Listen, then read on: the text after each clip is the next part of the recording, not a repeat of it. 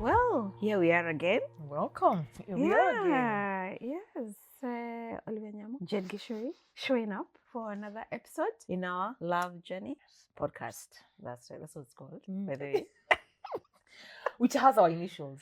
That's so what. amazing. Yeah, that was so amazing. It was Olivia and Jade. Imagine. Yeah, we didn't see that one. God was Yeah, mysterious. that Because we were one- coming up it to the came table, out- just like, okay. Yeah, it had nothing to do with our names. No. It's like those Kikuyu people and their business names.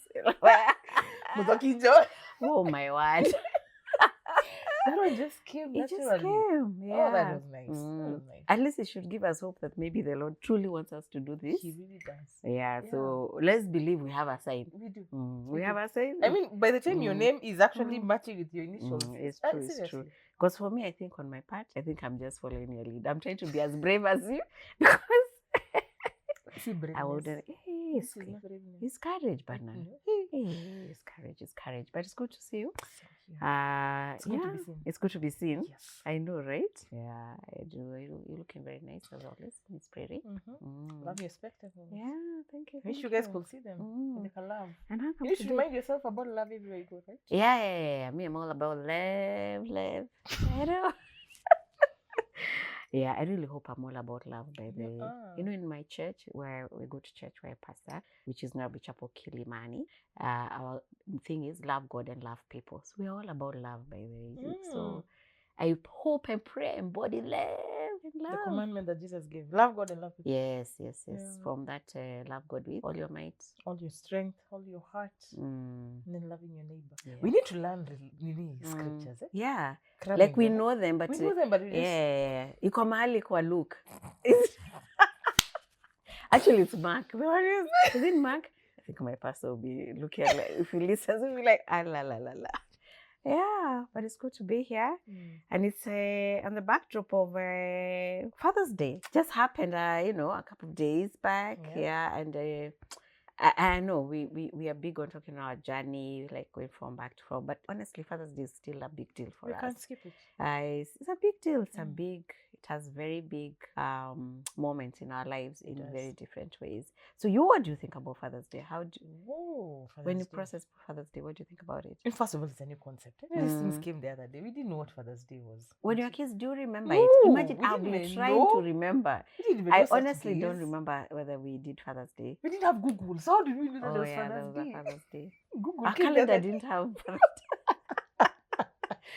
True. Google wasn't there. True. No, there's Yeah. even toilet day, So we didn't know all these things. That's toilet day.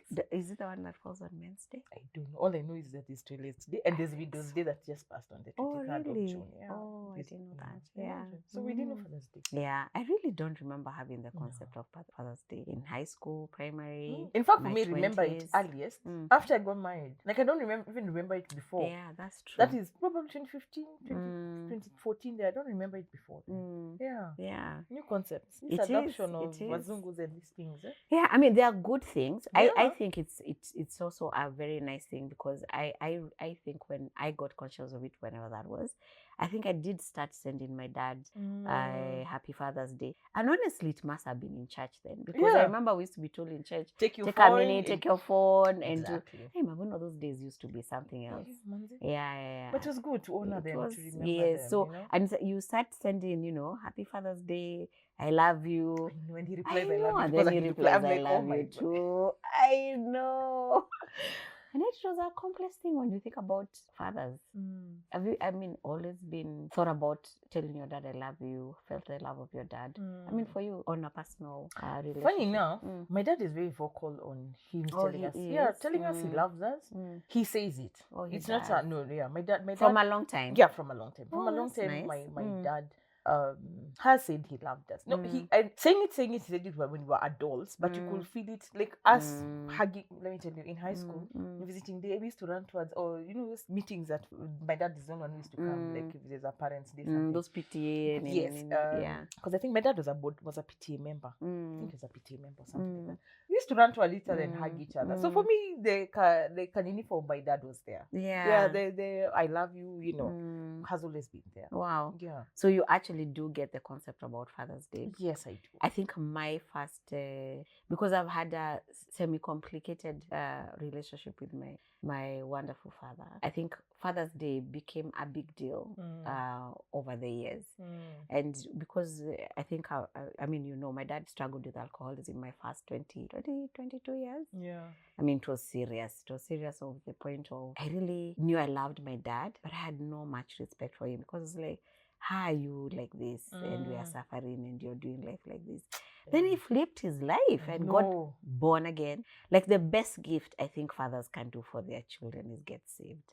In my humble opinion, I think it really is the best gift you can offer your children because when you surrender to God, you bring a lot of healing in the family.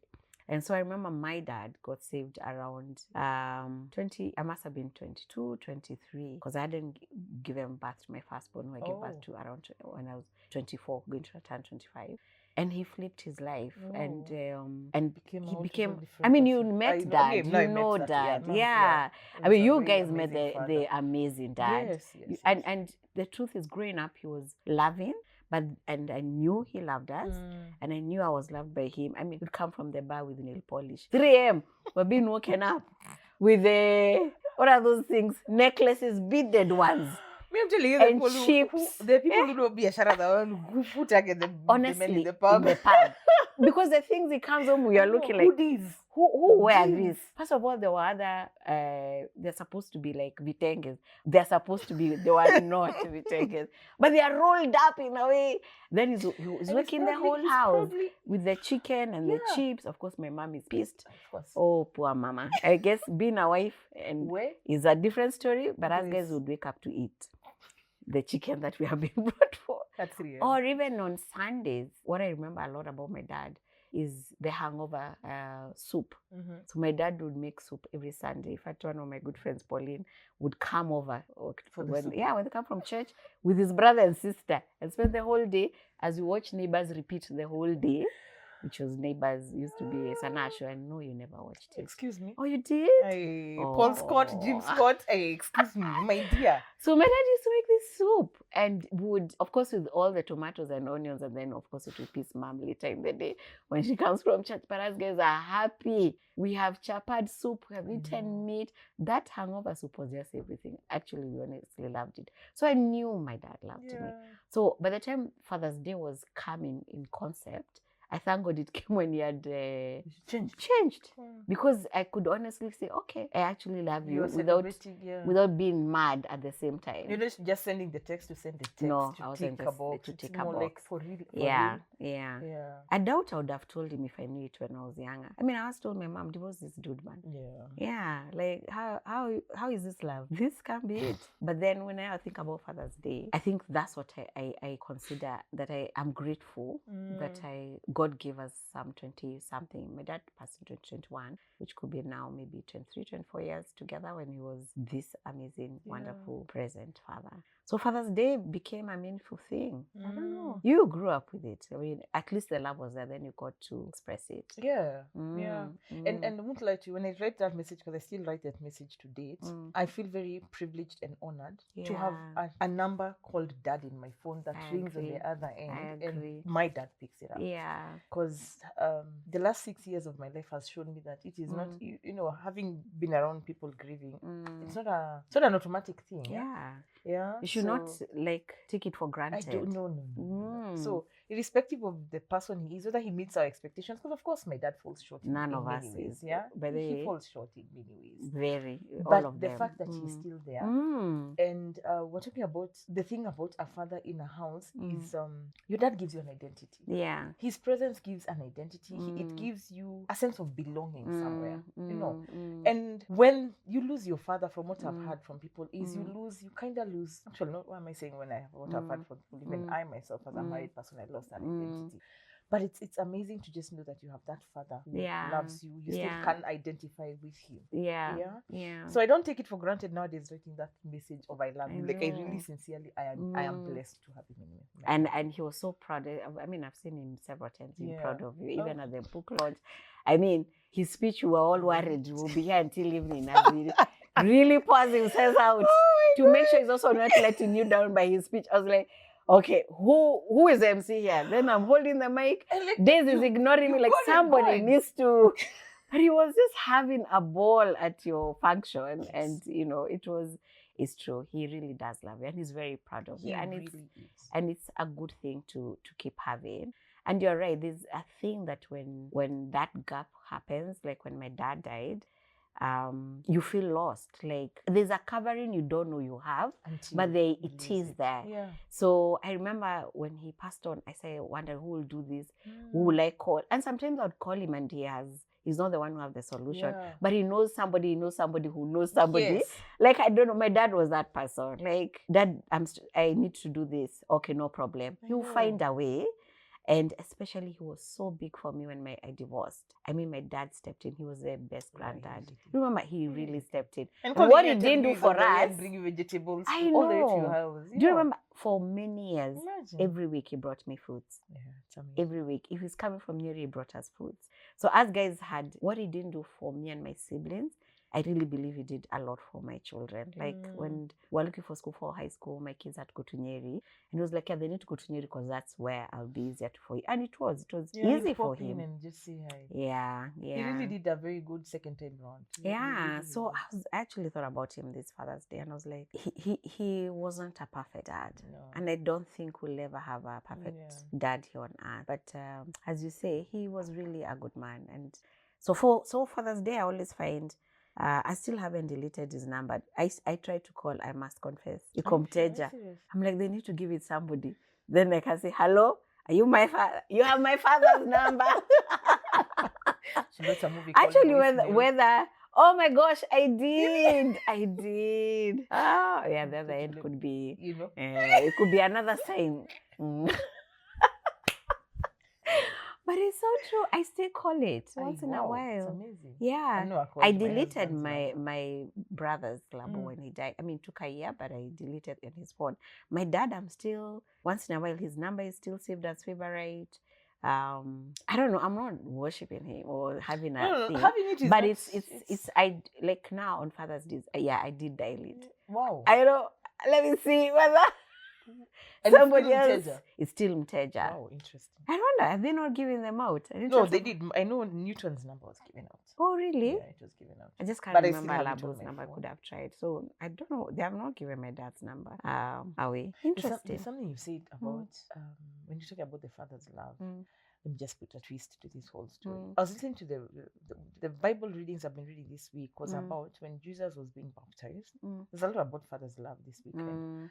When Jesus was being baptized and then the voice from heaven, God comes and says, this is my son in whom I'm proud of. And it's amazing because by the time that was happening, Jesus had done nothing. Nothing. Like he had just been born. That is the most he had done was being born. Yeah? And being a carpenter. That's it. And then the Lord says, I'm very proud of him. And then we hear him say that again when he was about to go to, I think during the transgression or something like that. And it's amazing that you say about my dad and his speech during my book launch. That has made me think about that. So I think I mentioned this in one of our episodes that for us, our love from our parents has always been a transactional love. Yeah. And unfortunately, even for some of our siblings, a transactional love. You do something, I love you, you know. And for many years, that is how I have lived. I kid you not, my dad, you think he was proud in my book launch? My dad, he used to come for visiting day. We used to have our results on a pin on the billboard. And it was after Tumekula, we go, we sit there. Now we go through it. And I used to be so happy when he sees that I've gotten an A in math or a B in physics. Like, I used to live for those proud moments. So for a very long time in my life, I was working hard towards making my dad be proud of me, because for me that felt like now he loves me, you know. And I'm like, what can I do so that daddy will be like, hey, you know, I send him some cash, like, hey, you know, like, you know. And he might not have said it verbally, but that's what came out. That is what I know. That if I'm to make my dad love me or be proud, is I have to do something. You have to do something. Yeah, which brings us to what I've always told you. I've struggled with God, because I've taken the same thing with God. That's what do I true. need to do so that God can love me, so that he can see? But yeah, I'm reminded that he loved Jesus even before he had done and that's how God loves us. Yeah. And it's so interesting, because with my dad was the opposite of your dad. My dad, I didn't need to do anything to know that my dad loves me.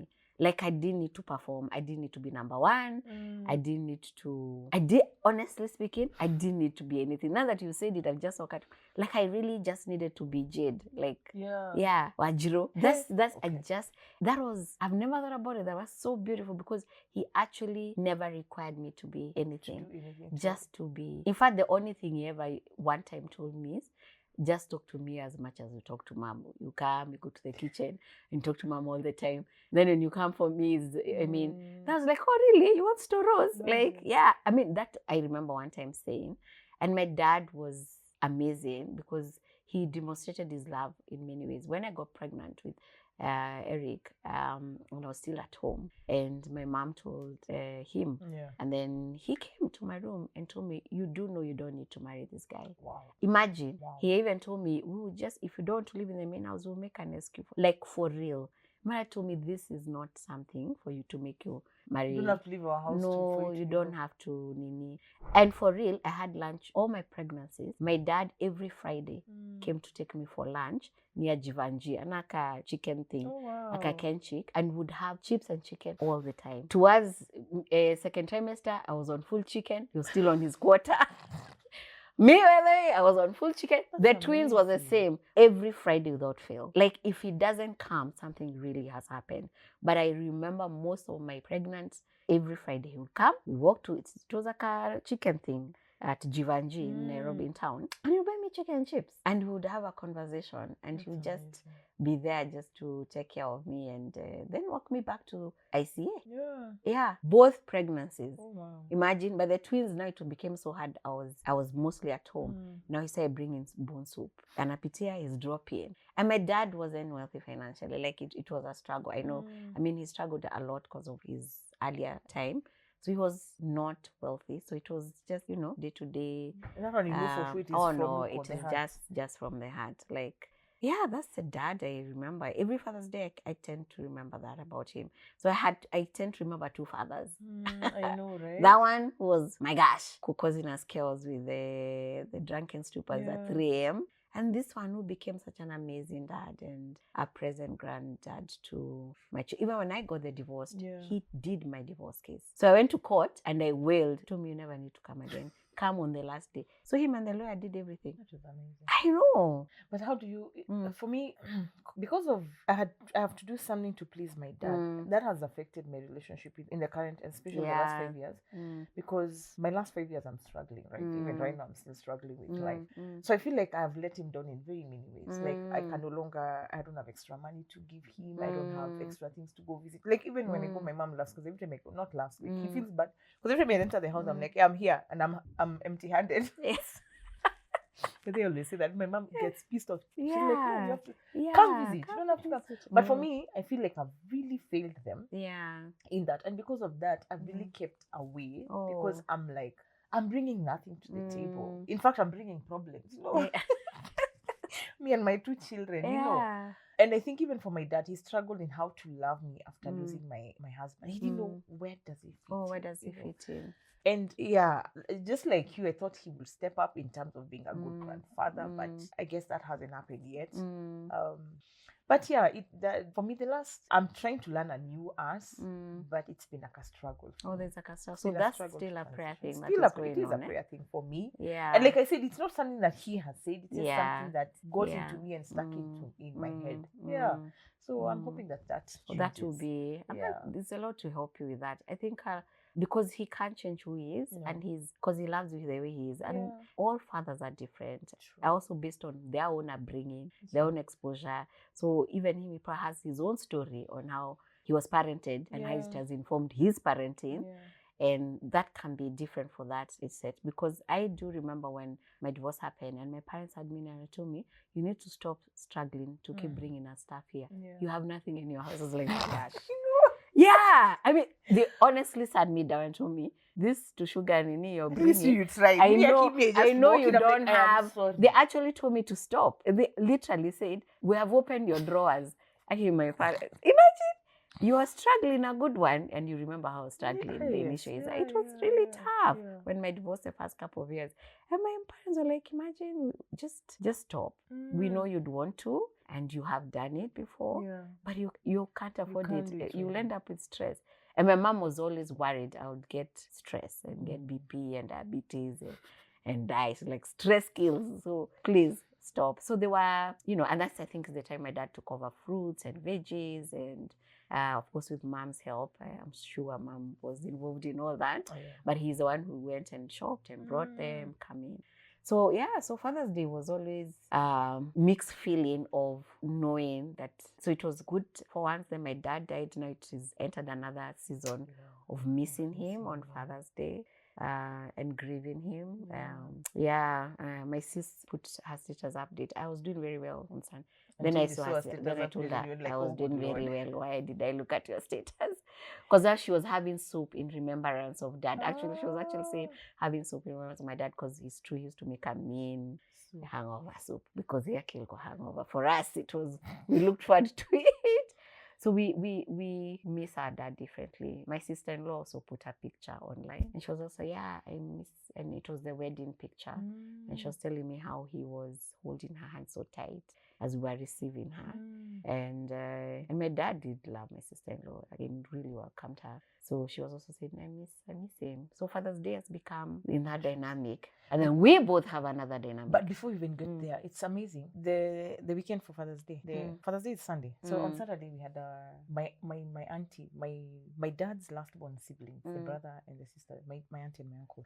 They threw a lunch for my dad. Oh, wow. They actually called people and they wanted to appreciate dad. They were like, I guess because of the age gap, dad was more or less like older in terms of he finished school before them. He got so they were actually honoring him. It was amazing sitting there listening to my aunties talk about my dad, how he was, how he helped them, how he found schools for them, he found jobs for them. Like he was, he's been parenting for a while. He's been parenting for years. Yeah. So, and it's true. One of the things my auntie said was in the whole congregation I told people, raise your hands if my father has ever, my dad. And for sure, my dad is very big on helping. My dad is very big on educating people, finding people. Me, I'm sent for CVs from the village. From the these village. Are looking for a job. These are looking for a job. I'm like, So he's really big on that. So it was amazing for him to be celebrated on the same weekend for Father's Day. That's amazing. And you should celebrate him. I really do pray that it shifts for you. That you don't need to earn it because they don't ask for it. And just receive it. And I know we talk a lot about you. This receiving love thing is still hard on. It is a hard one for me. For different reasons. You tell me I love you and I run left. You're like, nah, I don't know. Don't think you love me. But that's a thing about, father's love that we are still unpacking and trusting God to heal the belief system that corrupts the true love of a father. And you having your biological dad still alive and your dad is still here. It's a prayer that that you will actually one day just say, actually, no, I'm loved and it's not conditional. That is not, I don't need to earn this love. And I think even if you told your dad, I think I need to earn this love, you'll be like, what? I know, right? He'll be so shocked. That's what you think. Then you start wondering, when did I ever make you feel like that? When did I ever tell you that is why it makes me love you? So you need to unpack, like, where did this belief system start from? And why did it get so rooted? And even if I don't understand you, just tell the Lord, okay, heal this, take it away, give me a healthier outlook for how my dad truly loves me. Because I mean, watching your dad, I don't think it's conditional. I know, it's my brain. I don't think it's conditional. Yeah. So, and of course, on Father's Day, we both have another way. We look at Father's Day through our children's eyes. How's that been for you, by the way? It's been hard. It's been tough. I cry every Father's Day. Yeah. My dad is alive, but I cry because when I look at my kids, so school and CBC, not even CBC, these private schools have this thing of making cards. What? Tell me about it. On Fridays, preparing for the weekend. Oh my God. So I get a card in fact, I should show you the cards I have. I have a pile of them. To Dad, thank you for everything that you have done. I'm thinking the guy hasn't been here. Oh my. So when in school they make your kids end up doing for the sake of doing it. Because everyone else is doing it. I think them they really believe what they're writing there. Even if the dad hasn't been around. I know. I mean, he hasn't been there for 6 years now. So I get this card where they're appreciating you're the best dad ever made. I'm like, wow. Especially when my son writes. My daughter at least remembers something. Yeah, my son was 1 year old, So I always wonder how it feels for him writing that. Because he didn't remember him. Have you talked to him about it? No, not really. I know this is I'm really scared of going there. But I find it so hard when they write that. That's heartbreaking. It is very heartbreaking. It's very heartbreaking. The first year I used to read it and cry. Gosh. I used to read those cards and cry. Yeah, that's heartbreaking. It's the best dad ever. Thank you for loving us. I'm like, okay, I knew he loved you, but I'm not sure you knew him, but so he's feeding off what all the other kids are saying and writing. Yeah. That is so sad. It is, really. Those cards break me. When I used to dread Father's And then they Day. go to church. Then Sunday. They make them in church. My word. Even me, I dreaded it for my kids a lot. And because I used to look, June is coming. I just didn't want June to come. I don't want this. Then I'm debating, do we go to church or we stay home? And for a while, the initial years after the divorce, I was like, this Sunday we ain't going. We're not going to expose ourselves to this Father's Day story. But then over the years, as I said, okay, we can't hide, which means we had to keep having the conversation. Yeah. So I started having a conversation with them around Father's Day. So how do you feel about not having a dad around? Of course, I'd go scream in my pillow and cry for them. But I realized I need to help my children process this conversation. Yeah. And then I used to know every year it's coming. So even, I remember one time someone asking me, do you tell your kids about their dad's birthday? I said, never. So we have another place to converse. I won't discuss in Father's birthday. But then I actually never make a cake. Yeah, you guys are, Make a cake. Imagine me, I couldn't handle it. Already Father's Day was killing me. Now I started telling them it's in Feb 18. If they listen now, they will know. I'm not even mentioned. Next after Eric's birthday. So I used to look at that day, I'm like, I'm not ready. June is enough. So it used to be actually heartbreaking for me too, seriously. Yeah, I'd really feel it sad for my children. I feel like he was like, in a way, because yours is widowed, it's like there was no choice. You didn't make a decision to walk away. I kid you not, even that, I still feel like I failed my kids. You still feel like you failed your kids? How do you think you failed your kids in that I mean, considering how he died, I always feel like I should have chosen better. Oh, for them. Like, I should have chosen. The guilt doesn't. But for real, for a very long time, I felt like... I didn't think that happens when you... I always feel like I should have chosen better. Oh, I thought it was the one he has divorced people. The circumstance around how he died. Oh, yeah, the circumstance. I always feel like... because if his lifestyle wasn't like that, he would not have been the accident. I know his day was his day. Whether he was... Granted. But I felt some type of way for a while. Oh, wow. I felt like I should have chosen better. No, my kids, because they're going through something that I don't know. I don't know how to help them. I don't know how to be fatherless. I am not fatherless. And it's one of those things I'm like, even when I'm having conversations with them, I'm like, so how does it feel? And they're like, yeah, we feel bad that we don't have a dad. I'm like, okay. Yeah, I remember my firstborn telling me the most heartbreaking thing he said, I miss having a dad, but not that dad. Because he remembers it. I felt so bad. I was like, how could I choose a man that even the kids are like, the one child who remembers is like, but not that particular guy. That's your choice. It was your choice. I felt so, I let them down. That guilt lived with me a while. First, who I chose, then I left the divorce. So, of course, now there's a whole gap. Leave alone that the man is the one who has decided I want to see them. But I still felt that I'm still responsible for having my kids every year having this conversation on Father's Day. Them having to feel a certain way on Father's Day. And we would have this conversation. Of course, the twins will play it out. In the teenagers years is where, especially my daughter, was very expressive. Because me thought our struggles is because there is no father. It's we're like, broke because we don't have a father. Yani, these challenges is because we don't have a father. If we have a father, so she was having a moment. The other day she just told me, why was I resenting? Like, why was I causing all this drama? And she read her diary. She's like, why would I think about my mom like this? She's like, Mom, why didn't you tell me? I'm like, you were just going through the hormones changing. Because she was having a hard time looking at us like, it's my fault. Like, why is there no father in this situation? And at that season, she was so keen on me to get married. Like, we need to get married. We need a father. We need a father. I would go and tell God, they need a father. Marry me away. And I was like, this is 20 years later. You still don't have a father. And then, nah. That's the irony of life. First of all, I think I've told you this before. Also, she was going to get married. Like, I didn't think I was going to stay this long before I remarried. Especially people kept telling me, widowhood is better than divorce. That's a lie from the devil. It wasn't easier. As guys believed it. So, well, since it got divorced, watch we are goods that are on lower shelf.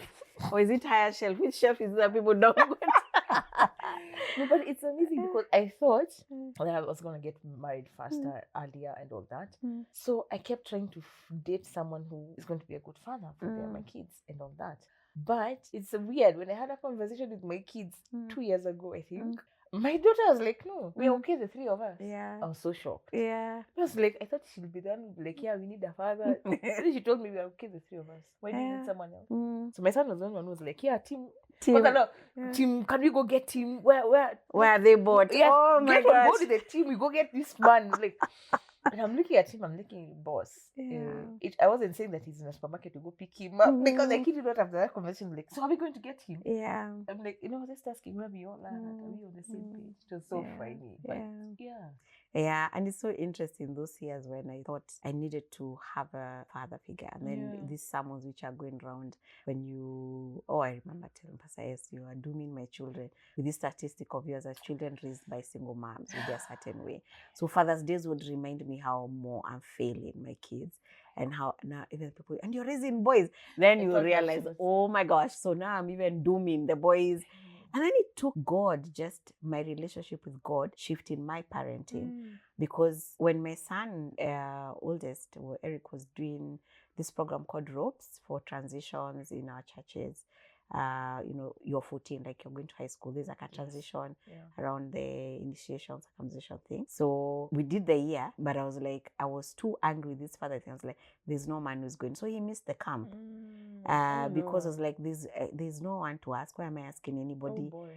In fact, those are the years where if Happy Father's Day come and people send me Happy Father's Day, I'm like, yeah, I'm both a father and a mother. I know. Then, of course, over the years, as I got closer to God, the Lord reminded you actually know their father. You're just their mom. So, of course, now I reject the Happy Father's Day for single moms. I'm like, actually, it's true. We are not fathers. Just remain a mom and allow God to do the rest. Just lean in on God. So by the time my second son and the twins were going through the ropes, I had already started accepting that there are men in my life who can stand it for a season and sometimes for longer, for short. Like Angie's husband really stepped in for my kids when they went for ropes. So I have different men, like in our village, where I became open. Let me say, it was me. In fact, let me tell every single mom, it is you. The problem is you. Please don't say that because right now that's my struggle right now. I have no father figure for my kids. And the truth is, you have to ask the Lord. And then, because I used to think my bro will be it. But then he got married and then lives far. Then he has his own family to deal. I was like, okay, maybe not him. So I would feel resentful because I'm calling, are you coming to take them for football? Oh, I wanted to, but so I had to overcome that. Then God started telling me, trust in every season, I'll provide a father figure for your kids. Amen. Imagine that. I remember then saying, okay. You need to keep telling me. Imagine I need to keep reminding you. And the other thing is I also told God, you need to father now all of us. Even I feel I wasn't fathered well, but I had a father and he became a great-grandfather and whatever.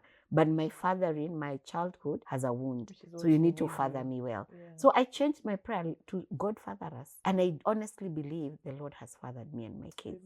Amen. I really believe it. And he's brought people around. But I have 2 mugs I took from church to go give to men in our estate. Who have really stepped in. And it's seasonal and it's not written anywhere and it's not a force. Like it's now. Like when my son got circumcised, there were enough men around him. The second one. The first one, of course, drama. But the second one I'd already healed. Then there's a big difference with the mom I was with my firstborn and how I was with the twins. And I honestly believe is my belief about God fathering us. It's just me changing and saying, okay, God partner with me. I no longer want to be father and mother. Which I was proudly saying, yeah, I can be father and mother. We don't need him. I took it right back. I said, Lord, actually, I don't want to be a father. I just want to be mom. Yeah. So Father's Day really brings all this out for me a lot, and it reminds me about the decisions I've made where I have failed my children.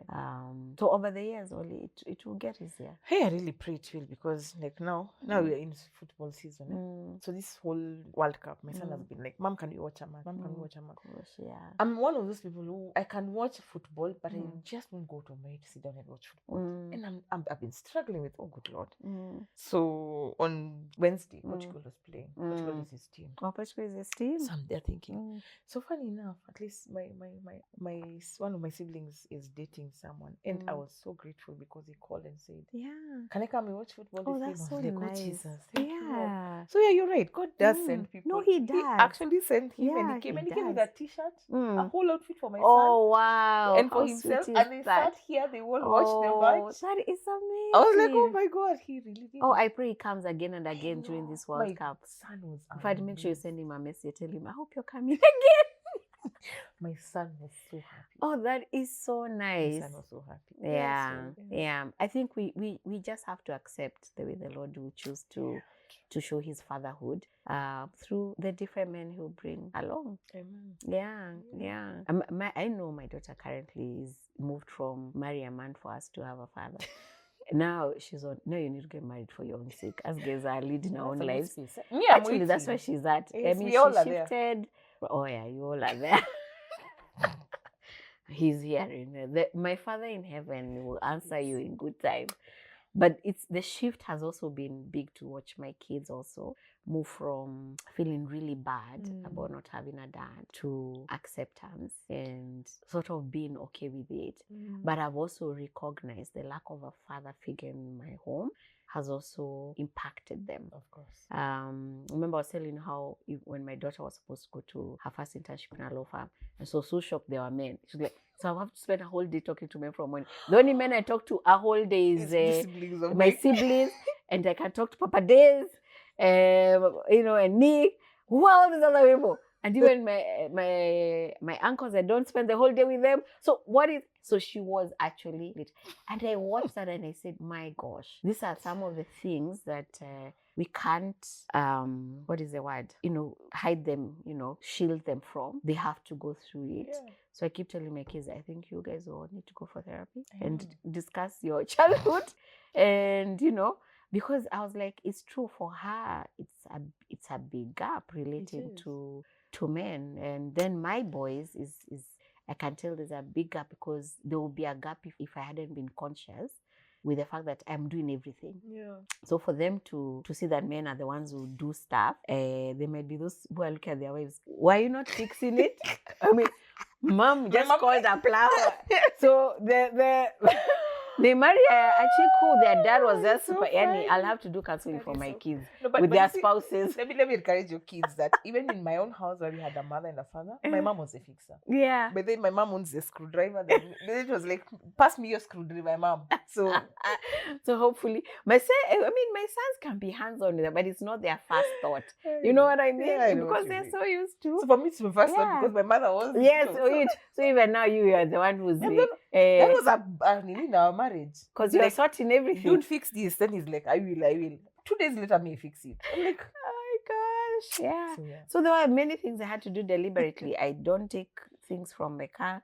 My kids from small, they carry the heavy stuff. Like I had to do some locking up is done by my boys. I had to really shift. I have to be so intentional because I'm like, to teach them how to be manly. And I still feel like I failed them in some way. And I'm still taking to God that, like, not in young adults, I really take to God a lot. The fact that where there's a gap, Papa, if I'm not a man, you better be fathering them greatly. My last born sister keeps saying, that's someone's husband, that's someone's pillar. Pillar you're raising. Someone's pillar. Oh my God. Pillar, and when you do parenting, we keep talking about it's not what you do, it's what you model. Yes. I'm like, wait. which are these things we need to show. This is another tip for single moms that I tell. Don't isolate yourself just to hang out with other single parents. No. Imagine swallow your kiwaru and hang out with married people, and then allow the Lord to heal your kiwaru. Or your need to be married, or your need for companionship, so that your children also see other. And the truth is, the initial years, even every time I was around couples, I would feel so sad for myself. And I would want to, and I tried it a bit just to have a few women who are just single, but it wasn't going to work. I have very good friends who are still married, and I love their husbands. So I was like, imagine, I need to get over myself. Because my kids need to see this around. Yeah, serving a husband, serving a wife, and all that. I served my brother-in-law another time at home. My daughter waited the whole evening until they left. She asked me, why would you serve him? And everyone else is going to the kitchen. Kuli has no legs. What is this thing about serving? I was like, wait. Then I'm like, is this me? This is personality. Or this is Gen Z. Like, I was just trying to. I think it's all of them. That's true. And they need to learn these things. They do. And I was telling him, but I like to serve. Hey, you will make a very good wife. I like to serve. Yeah. He just needs to get a chef. But I was serving. One of the struggles I had with my in-laws was that my husband will enter, because in our house, he knows the kitchen. Dude, go put your food. And actually, not even me telling him. It was him who told me, babe, it's okay, I can serve my. Then you go to Shags, and the siblings are looking at him like, and looking at you like, are you not going to wake up and go serve? So you need to take I need to take my kids to see couples. Yeah, you need actually to kind of expose it. You just need to get over yourself. Me, my man is coming. All right. Mpeleki kwa couples, you'll have yours. Yeah. Anyway, so Father's Day is always gonna be that one thing. Jesus. And I think, as we reflect back on Father's Day, my take is that I think it's a good thing to have Father's Day, just as we have Mother's Day. We have no perfect dads. No. Our children didn't have perfect fathers. But ultimately, if we all lean into God as Father, He's the one who's only perfect. Oh. But we will not escape the emotions of feeling bad, feeling disappointed, wanting. And even now, still praying for my children that, gosh, I still pray that they will be okay, having been raised without a dad. I really still pray about it. They're wonderful children, but I think once we've done psychology, you see spiritual matters, you do know there's some things you can't escape. Some things you can't escape, but the Lord can cushion them, lead you through them. Yeah. I don't know, what do you party short for Father's Day? It is still an emotional day, I won't lie. And I don't think the emotions, like you said, they'll end. Like when church says all the men stand up, you feel like someone should be next to me standing up. But I really do pray that God heals me even as a person. Yeah. To be able to, enjoy the day with my dad and I pray that it gets drilled on me that my Father in heaven loves me. And He loves me unconditionally. He does. And I really pray that I'm able to show my kids the same. Yeah. That they have a Father in heaven. They may not have an earthly father. They have a Father in heaven who loves them. And is constantly there for them. And I pray that God sends sends them father figures that they can be able to walk with and just speak a few things from them. Both the son and the daughter, because the daughter needs one. I have seen you. I've seen how your kids have turned out, and I know it is possible because your kids have turned out even way better than some kids of both parents. So don't worry. So praise Jesus. Yeah. So you give me hope that if I do it right, God is still going to do that. That there's still going to be exceptional men in the society and women in the society. We do pray. We do pray that our children, despite what we feel that we have let them down, or the guilt of our choices, or who their fathers are, biologically, that ultimately they'll grow up to know God, love God, and live purposeful lives, abundant lives, and they'll be well consumable by the society. There will be people who add value to the world in ways that honor God and even blesses them and blesses us. But I also do want to say, even as we part, there are many people with Father's Day is a hard day, and I pray that the Lord will comfort and give peace to the ones who've had loss of a father, and or have a difficult relationship with their father, I pray that they would, find a place to forgive and reconcile, because I feel that's part of my journey with my dad. There was a reconciliation. He actually did our reconciliation, asked for forgiveness, and we forgave him. I had a one-on-one with him. He talked about those years and told me, he let me down. I mean, there was a reconciliation for real. So I do pray that anyone who listens, and of course the emotions of Father's Day bring out this, that by the next Father's Day they'll have found some peace, some comfort, even joy in the day. And the ones who need reconciliation, their reconciliation. And for the moms who are raising their children alone, that they'll lean on Jesus. Amen. Because ultimately they should know they are not fathers. Let me tell you, single moms, you're not their father. You're their mom, and trust God to allow you to parent well. And that the Lord will continue to bring around us, even you, myself, even my kids, the ages they are going to, men that can still hold us in this season and step into the space. Because the structure that God created still exists and is still important, and is still how he still works out his ultimate will for us through this structure called family. Yeah, so that was Father's Day. It was Father's Day. Yeah, it continues to be one of the things we grapple with, grateful for. Yeah, so happy Father's Day to our fathers and to all the men out there. To all of you listening, continue liking, share, and subscribe to our channel. Happy Father's Day. That's right.